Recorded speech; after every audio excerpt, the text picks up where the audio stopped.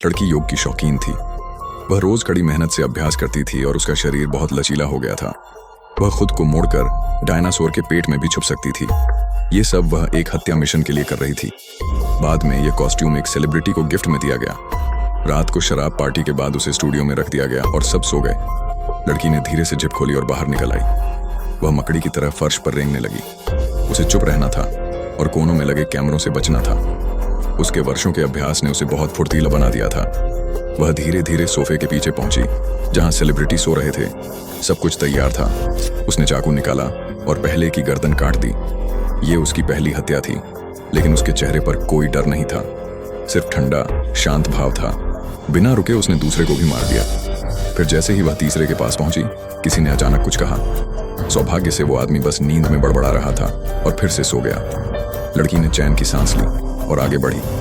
एक ही वार में उसने उसकी भी गर्दन काट दी।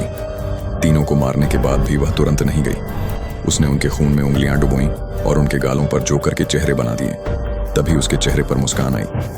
अगली सुबह पुलिस पहुंची, लेकिन कोई कैमरा यह नहीं दिखा सका कि कोई अंदर आया या गया। सब हैरान थे कि हत्यारा अंदर कैसे पहुंचा। तब तक डायनासोर का कॉस्ट्यूम भी गायब हो चुका था। किसी को कुछ समझ नहीं आ रहा था। तभी एक कलाकार ने कुछ अजीब देखा। उसने मृतकों के चेहरे देखे जो बहुत शांत लग रहे थे, जैसे उन्हें पता ही नहीं चला हो कि कोई उन्हें मारने वाला है।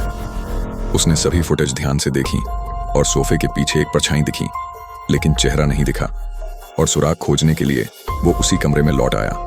उसने खून के छींटों का रास्ता देखा, एक टेबल लैंप और कुछ धातु की वस्तुएं देखी। उसे पहले फुटेज में एक चमक दिखी थी, शायद वो यहीं से आई थी। उसने अपने ब्रश और रंग निकाले और धातु की परछाई से हत्यारे का चेहरा बनाने लगा।